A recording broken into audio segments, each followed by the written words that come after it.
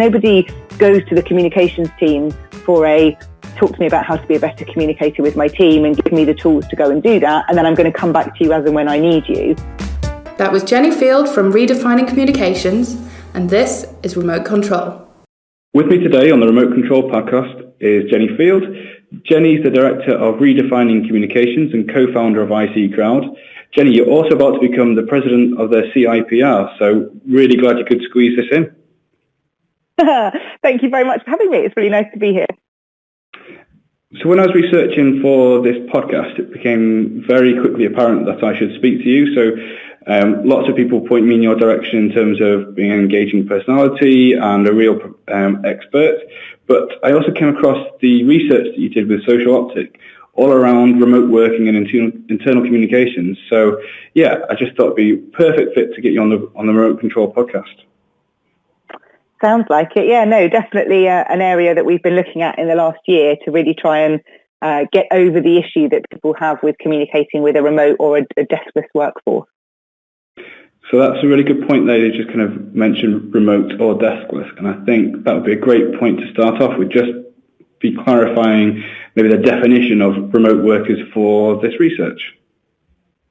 So the research came about on the back of the Gatehouse State of the Sector research, which is a report done by Gatehouse, which is a Gallagher company, and they do that every year where they report on internal communications.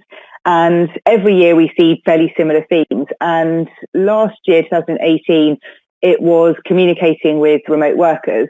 So to help move that forward, the research came out of really trying to understand why this continued to be a barrier for internal communicators. And we specifically looked at the workers that were cafe workers, train drivers, people working in the fire service. So those people that work for organisations where they aren't at a PC, they aren't at a desk, and their job is completely remote and distant from the centre and often from their managers as well. So it's a growing challenge. I think as a society we're seeing more and more people in those sorts of roles. So it was designed to really try and spend time with those individuals, talk to them and find out a little bit more about why it was such a challenge for internal communication teams. Perfect. Yeah, I think you mentioned kind of the growth in those roles, and I'm just thinking maybe kind of things like the gig economy is also contributing to that fact, where you've got a lot of people working for maybe an umbrella brand but have no physical location and no need for a physical location. Things like Uber, delivery, those kind of people, I guess. Yeah, definitely. And I think it's also tying in with people's expectations of organisations today. We could link it into social purpose and lots of broader themes and topics that come up around organisational culture and how we work today, which is just very, very different. Even if I think about the people that work in hospitality, when I was younger, going out for dinner was a treat. It wasn't something that you did necessarily all the time. But nowadays, people are eating out so much more. The number of restaurants and coffee shops that we see on the high street has probably tripled, in the last 10 years. So I just think that with society changing, people eating out more and all those things, we're just seeing a very big shift in the types of businesses and organisations that exist today. Yeah, that's a really good point. Yeah, you can't move for a coffee shop these days. And for someone who doesn't drink coffee, that's kind of a limited appeal, but there's some great hot chocolates around, so that suits me. Exactly, and always a croissant. You can always go and get a croissant if nothing else. Yeah, but that's my Achilles heel, a pan au chocolat, and you got me. So in the research, I guess there's kind of two definitions of a remote worker. There's solitary and team. So it'd be great to go straight into that part and understand maybe some of the kind of key differences that your research highlighted for those two differences. Yeah, so we have solitary, team, and we also identified mixed, but the core two are solitary and team. So what we found when we were talking to people was that the task that they were doing and the way they worked with other people in the organisation linked to the types of conversations they could have and the communication that they needed. So when we were doing the research, it's important to say that we did this with Social Optics platform, and it was all done on an iPad. So it was kind of 5 minutes. People could go through quite quickly and answer the questions, but we did it face to face with them. So the results that we've got are a mixture of that data capture, but also the conversations that we were having. And it was really when you look at both the data capture and the conversations that we started to draw out this piece around the different types of remote worker. So your solitary worker would be your bus driver, essentially. So they don't need anybody else to do their job, the task, the driving of the bus. They do that completely on their own. They're not reliant on anybody else really to do that. Then you've got team. Now, team for me is quite an overused word in organizations, but that's a slightly different topic. But for me, a team is a team in the truest sense. So you are reliant on each other to deliver the task. So this is where we're looking at the fire service, for example. That is a true example of a team where you've got different skills coming together. And then you've got mixed, which just sits somewhere in the middle. And this for me was the people that work in the hospitality, those kind of spaces. So whilst I may be responsible as the waitress in that environment to take the food from the kitchen to serve the customer, I don't rely on anyone else to do that task, but I do rely on the kitchen to make sure that the food is to the standard, and that it's to the quality that the customer would expect. So it's somewhat mixed. With those three different types comes just a slightly different interaction with each other. So if you think about the solitary, when we were with the bus drivers, for example, their time when they're together is completely social. So their conversations aren't really about work. Whereas when you're looking at someone that's mixed, most of their conversations are linked to the task they're doing and the interactions that they're trying to complete in order to serve the customer. So the types of content that they're sharing with each other, their time for communication varies quite dramatically depending on the type of remote worker that they are. So I hadn't really considered that kind of element of the internal communications, the kind of colleague-to-colleague social interaction. I'd only really ever thought about maybe the more intentional communications from maybe the C-level execs or the internal comms department to the employees. So it's really interesting that kind of communication and the purpose of it really changes depending on how you're performing your task or who you're performing the task with. That's really fascinating. Yeah, it was something that really surprised us. And I think as we go through the research, and one of the things that we talk about a lot when we've presented it has been around the really sort of, micro environment that these guys work in. And I think it's easy for us as internal communicators to think about, to your point, that intentional communication from the centre out and also getting some of that back. But actually their worlds are very, very local, like hyper local and more local than I think we probably give it credit for.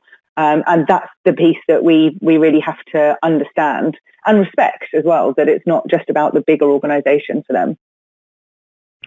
So in terms of those kind of micro environments, then would that be kind of like physical spaces, and does that present kind of opportunities and maybe limitations for companies to use those kind of hyper micro environments for the official company communications?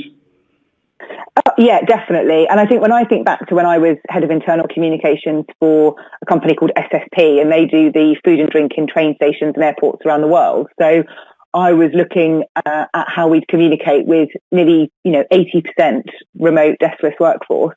And if you think about the units or the stores that you'd go to in a train station, they're very small. So the office space that exists for them is equally very small. And we might think in the centre that we'll send a poster out or do something linked to a new crisis line or something like that. But actually their wall space and their whole space is very small, and they want to use that space to talk to each other as a team and do things that are way more local and way more, to some degree more important. They're kind of their rotas and handovers and those things. So it's just really thinking about the environment that they're in, what the reality is of how they want to use that space, and giving them the autonomy to use that space how they want to use it as well. We certainly saw themes of the lack of autonomy that comes with being this sort of remote worker is really quite a challenge, because they have a task to do. They're quite prescriptive in how they do that task. So if you take away any other part of autonomy, so you're sort of telling them where to put posters on the walls or how to do this, then they don't have huge levels of motivation, which is something to also consider. Yeah, one thing that came up from when I was going through the research, it struck me that notice boards were still kind of really quite one of the key channels, I guess, and one of the ones that were preferred, if that's not too strong a word, by kind of some of the different types of remote workers. And that, I guess, perhaps it's the roles that I've been in that have become more and more to almost solely digital based in terms of the communications. That kind of really, that was unexpected, I guess, for me. Yeah, and I think this links to the theme around third space, which we uncovered in the research, which is where what we see is where you've got digital screens, and when we talk about this, when we present it and we ask people, have you got digital screens in your organisation? And a few hands will go up, and then we'll say, do those screens work? And most people say, absolutely not. And what we've seen is those screens being switched off or turned off. We've had stories of PlayStations being plugged in and all sorts of things anecdotally, which is always interesting to hear. But the reasons why that doesn't work is because a digital screen is much more intrusive, and that's why notice boards are much more preferred, because it's my choice to go over and read that notice board, whereas a digital screen is much more in your face. It's much louder. It's more disruptive to your break time. The third space piece comes in, which is a phrase coined by Ray Oldenburg, who's a sociologist, and Starbucks use this in their brand and their marketing material. So if you think about going to a Starbucks, they encourage that is your third space. So it's a space distinct of being at work and being at home. And it's that space where you're with friends and you're socialising and you're building community. What we tend to do as internal communicators is we'll put digital screens into the third space inside organisations. So the mess rooms, the canteens, because that's where everybody sits together. But what we're doing is we're going into their third space. So for them, that space is not where they do their job. You know, the bus drivers, they do their job driving the bus. So by putting a screen in there, we're just really intruding in their space. I can put a notice board in there, and that will go down much better because it's their choice to go and read it. It's not going to disrupt them from having their conversations. And it's that autonomy piece again. It's giving them that freedom to choose whether or not they want to go and read that information. Yeah, that's really interesting. And a part of me wonders if notice board versus a digital screen, kind of maybe if someone's expecting a screen up there, it's like, oh, well, then I could be watching the telly on that instead of watching the corporate communications. It's almost like, well, you show me that we can get the digital screen up there, but now you're kind of forcing something on me that I'm not really wanting to watch. And in my head, I can think that it could be used for something more social or more pleasurable for me, the individual. Yeah, definitely. I mean, there are places where the screens do work. So there's definitely some places where we've seen that the screens worked very well. And we can talk about channels and channel choice and that a bit later on. But I think if you're not having much success with the screens, it will be down to the third space element. So have a look at switching it out to a notice board and looking at doing those really, really well. Yeah, that's a good point. And I guess a great segue to talk about channels. And one thing that really struck me, both with this research and some other information that I've seen and conversations I've had, is around the role of line managers. So it's kind of, the internal comms message is coming from, say, the internal comms department, and kind of a lot of it is very dependent on how a line manager can communicate that and respond to questions. And I'm just wondering what the kind of use of line managers for remote workers is like, and as a channel compared to maybe kind of the usual office-based approach. Yeah, and I think the piece about line managers for me would work both in terms of this research specifically about remote workers, but I'd also look at line managers in the broader working environment, because line managers come up again and again as one of the biggest blockers or barriers to successful communication. What we found in the research was that the line manager, and whether or not your manager is a good communicator, tracks across everything else that you're doing. So what we've traditionally thought is your line manager is very important when it comes to communication and engaging the workforce, but they are kind of standalone as a channel. What this research tells us is that if you have a print magazine and an intranet and a notice board, and you're managing those centrally from internal communications teams, even if you're doing those amazingly well, if the line manager isn't a good communicator, they will bring down every other channel. So it completely tracks across all the other questions. And we can see that the core link being the skills of that line manager and their communication skills, because it's so important, because they will be the ones to say, oh, I won't give out the magazine, or I won't put this on the notice board, or whatever it might be. But they have a huge link to the success of any other channel that's being used. And do you feel that there's, or have you seen that there's kind of the right kind of training or programs in place to help new line managers, or to help managers that are transitioning into a kind of remote team? Is that something that's kind of very has been taken on board by companies, or is that something that's kind of been highlighted by the reportees as a challenge that's kind of not quite there, being taken care of yet? Yeah, I mean, for me, the training around communication inside organisations is really not very good at all.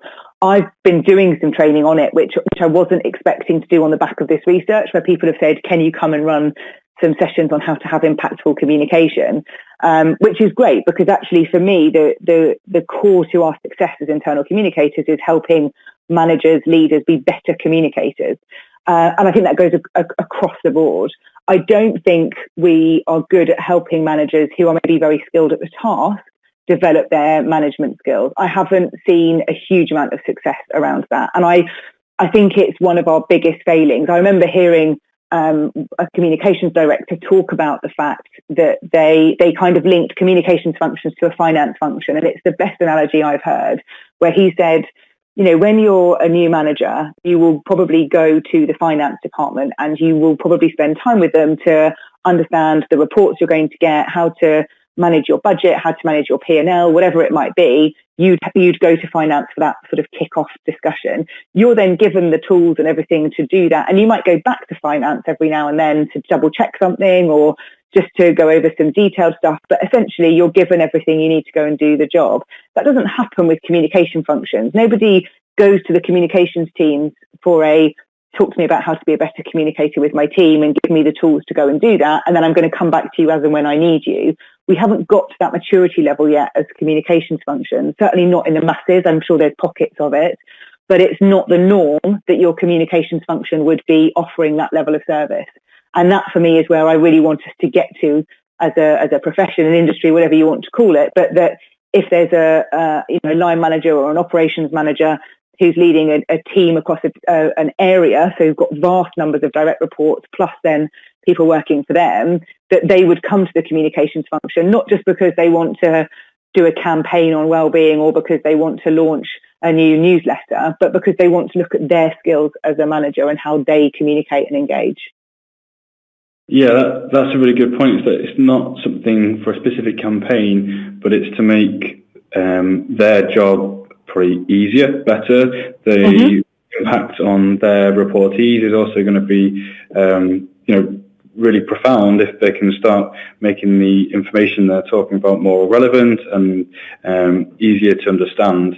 So I wonder if on the flip side of that, whether there's kind of some more work that companies can do during the onboarding stage for employees, that it's almost being kind of a bit of a training, coaching perhaps on the different channels that the company uses for internal communications. I can think of different places I've worked where it's very much the person I end up sitting next to who's been here longer than I have, kind of saying, oh, you need to go to this to check out this, and have you set up this? It's not necessarily been part of the formal kind of welcome to your role. It's been kind of training and onboarding, and I wonder if that's kind of just kind of my experience, or if that's reflective across, many people. Yeah, I think so. I mean, I used to go to the induction when we had new managers joining, and I'd talk about our IBM Connections platform and our magazine and the fact that we did an annual conference and all those things. So I'd spend time talking to them about how we communicate as an organisation. That was really important to me. Induction is once a month, so half an hour once a month for me to go and talk to new managers about how things work around here and how we communicate is really important. And I think that's starting to become more normal. I think the difficulty is that we are still very focused on the channels and how does that work rather than how do you need to communicate as a manager. And I think they're two quite different things. And I just don't think we're quite there yet in being able to say, we've been working with learning and development, and this is now the workshop that we run on impactful communications or how to have difficult conversations. I just don't know that that's as normal as it could be.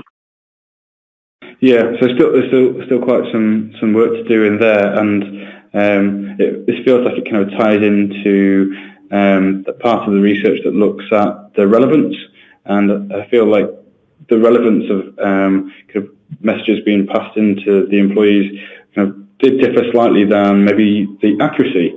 Yeah, it'd be good to get your take on the differences and some of the similarities between that bit. Yeah, so the relevancy stuff's really interesting. Whenever we talk about this, Benjamin always really nicely articulates where the relevance piece really plays in, and it's linked to the noise that we hear a lot about. So people will often say, there's so much noise in here, I get so many emails, there's so much noise. What we saw in the research is that you don't differentiate between noise and relevance. So if I send you 10 emails that are all about a different site, or they are linked to different people, or they're not specific for your job, you would say, oh, there's so much noise in this organization, I get so many emails. If I send you 10 emails that are very specific to you to allow you to do the job, to feel connected to your team, to be relevant to the role that you play in the organization, you would say, actually, no, it's fine. Actually, everything I receive is relevant. I have what I need to do my job. I don't feel like we've got too much noise. So we don't link noise and relevance. So those 10 emails, the important piece there is how relevant is that content to that individual. And from a central perspective, quite often we go for relevance in a very broad sense. So we'll say, right, well, this is about that site or that location. It needs to be way more relevant than that. And that links back to the data that we have to hand internally, which is often not quite as good as we want it to be. But the relevant piece came out as being equally as important as the line manager skills for me. And I think something we underestimate hugely. Yeah, and something you just mentioned there in terms of the data not always being kind of as deep or as insightful as needed. Kind of one of the themes that's come out of this podcast series has been around measurement of internal communications, and I'm very aware that that's not a 2-minute answer or anything of the sort, but it'd be great to get your take on what things need to maybe be looked at differently for kind of the measurement. So one thing that came previously was that all the internal communications emails were sent via Outlook, and quite an easy change would be to use a traditional marketing system where you could have a look at exactly who it's been sent to, delivered, bounced, opened and clicked. And I'd just get your thoughts on kind of some of those type of measurement techniques or where we think we could go with that. Yeah, I mean, measurements are a big topic. The CIPR internal comms group inside, on sort of as I was leaving as chair, we did a piece of research in partnership with the Institute of Internal Comms on measurement of internal communications. It was led by Trudy Lewis, and Helen Deverell was involved from the CIPR Inside Committee with Suzanne Peck from the IOIC. And we looked at what already existed in terms of measuring internal comms and then what the gaps were. And for me, there's some fundamental things to think about. So the example you just gave there of changing an email provider to one that allows you to measure is fine. I mean, for me, how many people have clicked on something, how many people have opened something is one way of measuring. Another way of measuring would be if you've asked me as your internal communications team to help you do a campaign because we need to reduce our accidents from 50% to 20%, then my measure is whether we've reduced accidents from 50% to 20%. It's not how many people have read that poster or how many people have heard that message. It has to be linked to the behaviour change that you're trying to influence. But to measure effectively, your objectives have to be sound. And quite often, if I'm looking at award entries or anything like that, it's the objectives where we're falling down. We're not being clear enough of what we're really trying to achieve. And the measurement side of it is such a big word. I blogged about this the other day. measurement is different things, and often I'll show pictures of somebody having their blood pressure taken, or somebody measuring up a window, or somebody measuring using measuring spoons to cook. They're all measurements, but they're doing very different things, and I think we have to get way more granular in what we're looking at around measurement in order to have success in our organisation. What we found in that research that we did with CIPR inside, and there's a report that is available for people to read the exec summary, and if you're a member you can download the whole thing. But the biggest thing for me, where I was looking at what exists today, is all the models, all the stuff we were reading, all link back to the Barcelona principles. And there's 8 of those. You can go and find those in the report and also on the AMEC website, but they all really link back to that. So if you can take those principles, tweak them, apply them to your organisation, then that's really where you need to start from. That and getting your objectives nailed is the most important.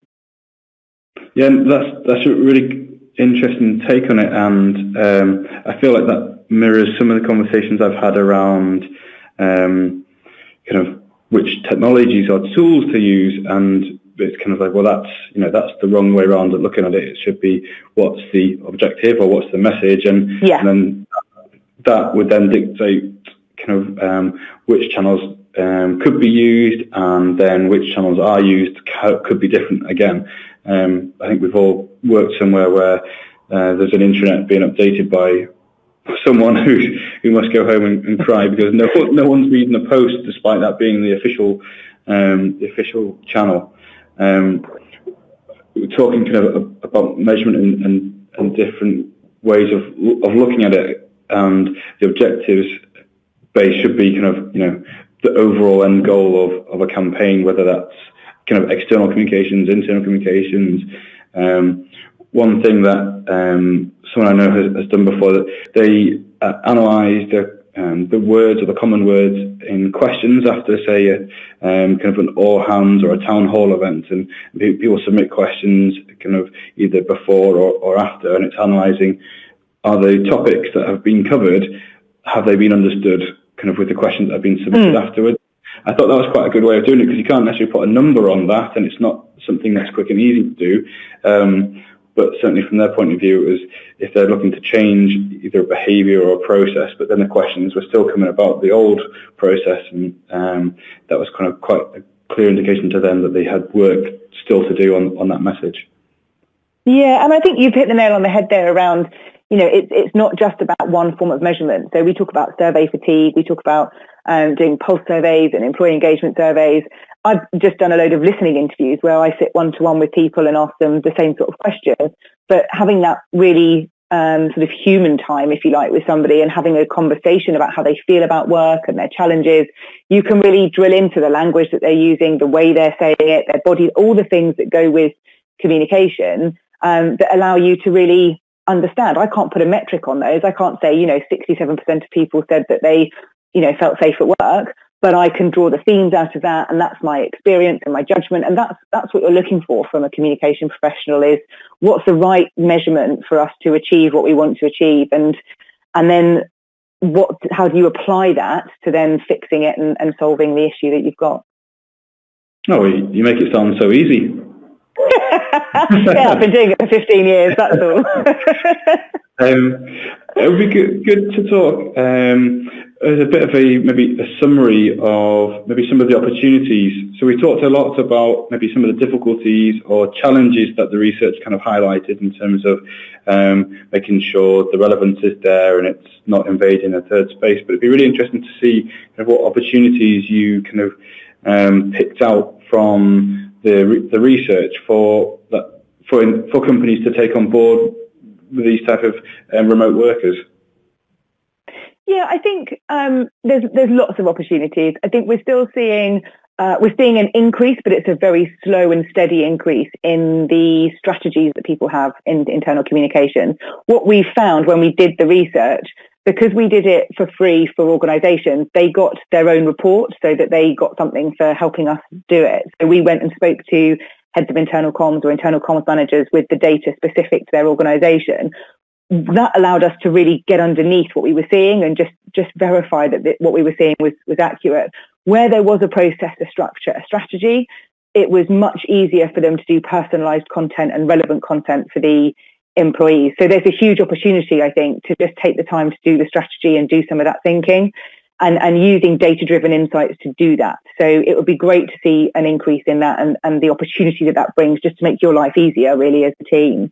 I think the other opportunities for me are really around people. So I talk a lot about the importance of people in organizations and remembering that we need social connection, we need relationships as the human species. And I think spending time with people to help them understand that is such a huge opportunity, that if we don't start to invest in our line managers or in people and their communication skills, we can invest all we want in digital channels and digital screens or whatever we want to invest in. We're not going to make any difference if we don't help people communicate more effectively. And so that's the biggest opportunity for me, is now is the time for us to really look at how do I make a difference by coming back to some of the real fundamentals of what it is to be a manager and lead a team. Yeah, that's really interesting. It's not being distracted by the shiny new digital tool out there, which can promise to reach 99% of the audience and guarantee X% of engagement. It's actually, do the managers, do the employees have those and some of the interpersonal skills to make sure that those messages can be conveyed and understood easily. Yeah, and I think when you're working remotely, I've known a lot of people that work in the airline industry, and they'll often say, we're just a number. Or I'll hear a case study at a conference with the internal comms team talking about how they've transformed this organisation through various digital channels. And then I'll go and talk to people that I know work at that organisation, and they'll say, I've got no idea what you're talking about. And I think it's getting a bit of a reality check of actually, the work that some of these guys are doing when they're remote are incredibly remote, even if they are, working in telecommunications or anything like that. They could be on their own. They might be doing shift work where they don't see their manager. They might be communicated to completely digitally. So they get information on their phone that tells them where they need to go next or when their break is. And they don't talk to somebody in a line manager or in a team capacity because their team is so fluid.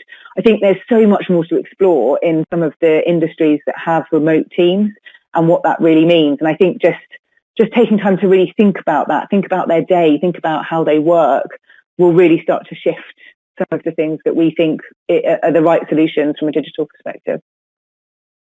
Yeah, no, I can't agree more. And I think coming from maybe an external communications point of view, which is kind of where I work, I think it's kind of the same type of thing. You can see companies that have kind of got lost in trying to kind of own a channel, be most effective at a channel, and have forgotten the need to craft that message and craft that story for people at the end of the day. I know it's kind of if you're social media advertising or it's kind of accounts and it's all numbers on a screen, but yeah, in reality it's John at home who you're talking to, and it needs to make sure that you have got that message just right for him.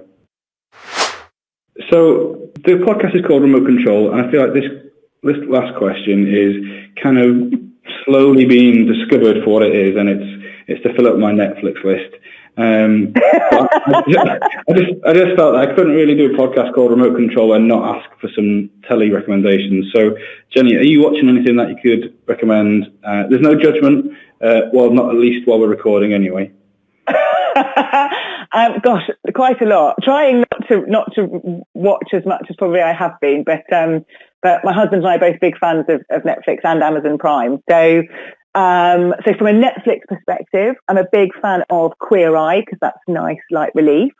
I recently watched Unbelievable, which is a short series of crime drama, which was really good.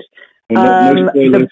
No spoilers. No spoilers. No spoilers. And then Amazon Prime, where we watched The Boys, which I don't know if you've come across, which is a sort of dark side of superheroes, which is brilliant. So really good. Really like that alternative take on the superheroes. You're a bit gruesome. Yeah. Probably come with some kind of guidance rating there on this podcast. Yeah, yeah, definitely. But I think there's some good stuff across those.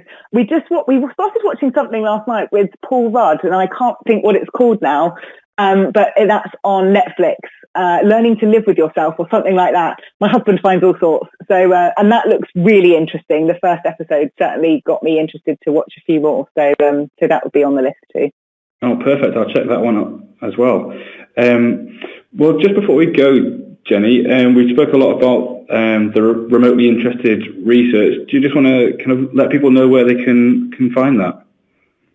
Yeah, sure. So the report is totally free. You can go to remotelyinterested.work and there's a summary on there and you can download the report as well. We are giving you the option when you download it if you want to have us come in and run a session with some of your teams about the research. So what we found is that a few people have said, oh, I'd love you to come and talk to my leadership team about why this is so important.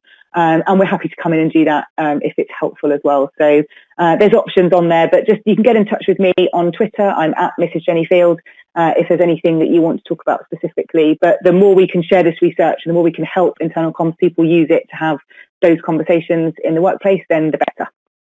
Perfect. Well, yeah, the only thing left for me to do is to say thank you. Really appreciate kind of you coming on.